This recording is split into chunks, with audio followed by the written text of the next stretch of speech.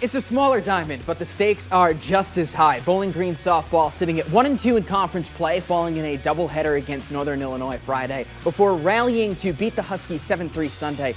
Falcons flying high as they hit the road to take on Ohio, buoyed by a new energy that has the program ready to build on success they found last year.